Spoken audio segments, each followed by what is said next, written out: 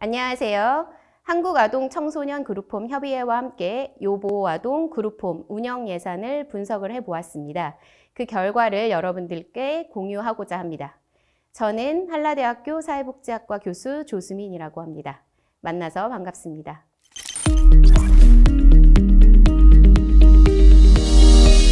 오늘 제가 말씀드릴 부분은 크게 세 파트입니다. 그 중에서도 첫 번째 파트는 인건비에 대한 내용이고요. 인건비 부분에 있어서 다양한 문제들이 대두가 되었는데 첫 번째는 바로 보건복지부가 그룹홈 시설 종사자들에 대해서 지원하는 인건비 기준, 단가 인상률에 있어서의 문제입니다. 저희 조사 결과에 따르면 2018년을 제외하고 2019년부터 2021년까지 누적적으로 봤을 때 약 24.5% 수준에서 인건비가 인상이 되었습니다. 같은 기간 동안 최저임금액이 41.5% 인상된 것에 비하면 그룹홈 인건비 기준의 인상률은 이에 훨씬 못 미치는 수준이라고 할 수 있습니다. 물론 최저임금액과 바로 1대1로 비교하는 것에는 다소 어려움이 있을 수 있으나 그만큼 그룹홈 종사자들의 인건비 처우 개선에 있어서 열악했다는 사실을 보여준다라고 할 수 있겠습니다. 인건비 파트에 있어서 두 번째 문제는 동종시설 간 그리고 지역 간 기본급에 있어서 격차가 발생하고 있고 그룹홈 종사자의 경력이 인정되고 있지 못하는 문제가 있습니다. 아동 양육시설 종사자 같은 경우에 같은 목적과 기능을 수행하고 있지만 보건복지부에서 제시하는 사회복지시설 인건비 가이드라인 기준의 100%를 지급받는 것과는 다르게 그룹홈 종사자의 경우 이에 훨씬 못 미치는 수준의 기본급을 받고 있습니다. 또한 호봉제 적용이 되고 있지 않기 때문에 경력에 따른 처우를 제대로 받고 있지 못하고 있는 실정이죠. 그럼에도 불구하고 국가에서는 시설장과 보육사의 인건비는 지자체 상황에 따라 예산 범위 내에서 직급, 근무 연수에 따라 차등 지급 가능하다고 명시하며 이를 지방자치단체의 책임으로 떠넘기고 있는 실정입니다. 그렇다 보니까 지방자치단체의 예산 가용 범위 내에서 기본급의 차이가 발생을 하고 있습니다. 이는 직원들의 지역 이동의 문제로 연결이 되고 그로 인해서 업무의 공백이 발생할 수 있는 문제가 있습니다. 세 번째는 종사자 수당에서도 동종시설 간 그리고 지역 간의 차별이 발생을 하고 있습니다. 아동 양육시설에 있는 경우에 기본급 말고도 사회복지시설 종사자 수당 기준에 의거하여 명절 휴가비, 시간 외 근무수당, 가족수당을 별도로 지급받고 있는 것에 반해 그룹홈의 경우 이에 대한 국가의 별도 지원은 전무한 실정입니다. 그래서 아동 양육시설과 그룹홈을 비교를 해봤을 때 실질적 월 급여 평균액은 훨씬 더 많은 차이를 발생시키고 있습니다. 네 번째 문제는 주 52시간 초과 근무에 따른 시간 외 근무 수당을 지급하는 데 있어서도 미보장의 문제가 발생을 하고 있다는 사실입니다. 그룹홈 시설 실태조사에 따르면 시설장 및 종사자의 일평균 근무 시간은 각각 14시간, 11시간에 달해서 주 5일을 기준으로 평균을 내보면 각각 70시간, 그리고 55시간을 근무하고 있는 것으로 나타나고 있습니다. 일부 지자체에서는 주 52시간 근무제 적용에 따라서 아동 양육시설뿐만 아니라 지역 아동센터에 추가로 인력을 지원하고 있는데요. 그룹홈에는 이러한 별도의 지원이 거의 이루어지고 있지 않은 형편입니다. 마지막으로 다섯 번째는요. 그룹홈 시설 종사자들이 너무 많은 역할들을 수행을 하고 있다는 사실입니다. 그로 인해서 신체적으로, 감정적으로 소진이 많이 발생을 하고 있고요. 특히 코비드19로 인해서 이러한 부담은 더욱 가중되고 있습니다.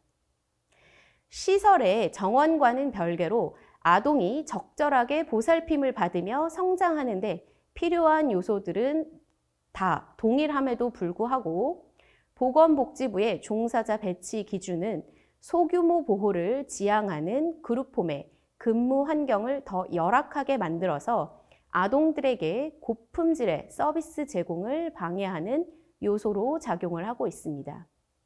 사회복지사로서의 정체성 혼란, 낮은 직무 만족으로 이어지기 때문에 이는 결국 아동들의 건강한 성장 발달에 부정적인 영향을 준다라고 볼 수 있습니다. 사회복지 조직에서 사람은 곧 도구입니다. 사람의 전문성, 적절한 처우에 따른 직무 만족은 조직 성과에 대단히 중요한 영향을 미치기 때문에 이러한 그룹홈 종사자들의 어떤 낮은 직무 만족은 결국 아동의 삶의 질에 굉장히 많은 영향을 끼칠 수 있다라는 측면에서 중요하게 여겨져야 하는 부분입니다. 두 번째 파트는 운영비에 대해서 말씀드리도록 하겠습니다. 인건비와 마찬가지로 운영비를 지원하는 단가 인상에 있어서도 문제가 있습니다. 그룹홈 운영비 지원 단가는 체감적으로 소비자 물가 인상분에 크게 미치지 못하고 있는데요. 2007년을 기준으로 봤을 때 2021년까지 소비자 물가 누적 상승률은 35.3%임에 반해서 그룹홈 운영비 지원 단가는 28.7%에 머무르고 있었습니다. 그렇다 보니까 절대적으로 운영비가 부족한 실정입니다. 그룹홈에 지원되는 운영비는 아동 양육을 위해 필요한 시설 유지를 목적으로 하는데요. 운영비 부족을 야기하는 가장 큰 요인 중 하나는 전 월세 등 주거비 지출 부담입니다. 그룹홈 실태조사에 따르면 그룹홈의 운영 주체는 전체의 73%가 개인으로 그중 38.9%만이 주거를 소유하고 있으며 그 외는 모두 전세, 월세, 무상 대여의 형태로 그룹홈을 운영하고 있습니다.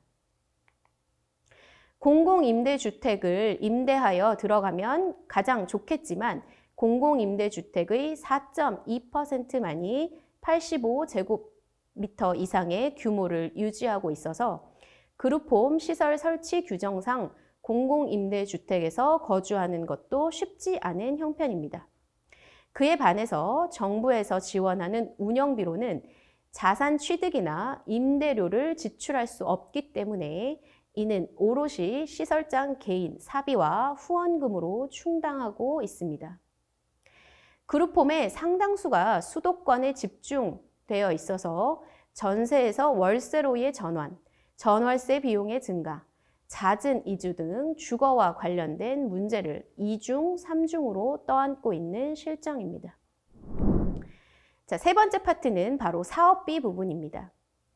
가정외 보호 아동의 경우에 원가족과의 관계에서 겪는 생활사건, 스트레스로 인한 정서적 불안과 학대 및 방임으로 야기되는 인지정서상의 발달 지연, 향후 자립 과제 등 기본적인 의식주 해결 이외에도 개입이 필요한 과업들이 산적해 있습니다.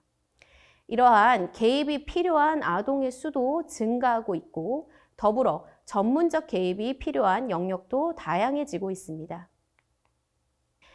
선행 연구에 따르면 아동 양육 시설과 그룹홈 시설의 프로그램 지출 비용이 높을수록 아동들의 사회적 지지, 학교 적응, 생활 만족도, 친사회적 행동에 긍정적인 영향을 미치고 있는 것으로 나타납니다.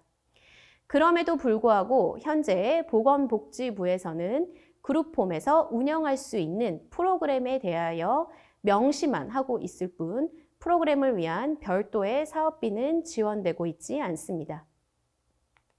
따라서 그룹홈에서는 기업, 개인 등의 경로를 통해서 자체적으로 후원금을 모금하고 자원 연계를 통해서 사업비를 마련하고 있으나 앞에서 언급한 바와 같이 현재 인력이 매우 부족한 상태에서 사업 기획, 프로포절 작성 등 후원금 개발과 자원 연계 업무까지 가중되는 경우에 열악한 종사자 처우와 맞물려서 아동 돌봄의 질이 더욱 떨어질 위험성을 내포하고 있습니다. 한편 학대 피해 아동 쉼터의 경우에 운영비와는 별도로 사업비를 지원을 하고 있습니다. 학대 피해라는 특수한 상황을 감안해서 심리치료 등을 위한 프로그램 사업비를 별도로 지원을 하고 있는데요. 그룹홈 같은 경우에도 그룹홈으로 들어오는 아동의 72.7%가 학대 경험이 있기 때문에 사실상 학대 피해라는 특수한 성격적 차이는 두 시설 모두 공통이라고 봐도 무방한 상황입니다. 다음은 이런 예산 지원 평가 분석 결과에 따라서 개선 방향 및 향후 과제에 대해서 말씀을 드리도록 하겠습니다. 가장 무엇보다 시급히 해결해야 하는 문제는 바로 그룹홈 시설 종사자들에 대해서 사회복지시설 인건비 가이드라인 100%를 준용하는 것입니다. 특히 국고보조금에 매칭되는 지방자치단체의 예산에 따라서 인건비 지원 규모에 격차가 발생하지 않도록 하는 정책 방안이 별도로 강구될 필요가 있습니다. 그래서 어느 지역에 종사하느냐에 따라서 다른 처우를 받지 않게끔 하는 것이 필요합니다. 두 번째는 종사자 교대 근무를 위한 인력 충원, 출산 및 질병 등에 따른 휴직으로 인한 대체 인력, 장기 근속 휴가 등을 위한 예산을 지원하는 것이 필요합니다.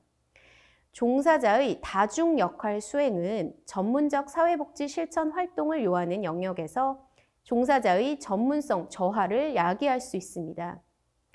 지속적으로 대규모 시설 보호에서 가정과 같은 형태의 보호로 전환을 시도하면서 다른 한편으로는 보호 아동의 숫자로 종사자를 배치하도록 하는 것은 매우 모순적 제도라고 할 수 있습니다. 따라서 좀 더 유연하게 추가의 인력을 지원을 할 필요가 있겠습니다. 세 번째는 운영비 지원 금액을 현실화할 필요가 있습니다. 이를 위해서는 향후 아동 양육시설, 학대 피해 아동 쉼터, 그룹홈 운영에 대한 실태조사 및 연구를 통해서 동종시설 간의 적정 운영비를 산출할 필요가 있겠습니다. 이러한 연구 결과를 토대로 운영 지원 금액을 현실화해야 합니다. 네 번째로 인건비, 운영비뿐만 아니라 프로그램 사원비도 함께 지원이 필요합니다. 마지막으로 사회복지 예산에서 차지하는 아동복지 예산이 미미한 것이 원인이기 때문에 향후에 아동복지 예산의 파이를 증대하기 위한 대안 마련과 노력이 지속적으로 필요할 것입니다. 오늘 제가 말씀드린 부분은 지속적으로 학계와 현장이 함께 공동으로 대처해 나가야 하는 문제라고 생각합니다. 저도 지속적으로 목소리를 높이도록 하겠습니다. 들어주셔서 감사합니다.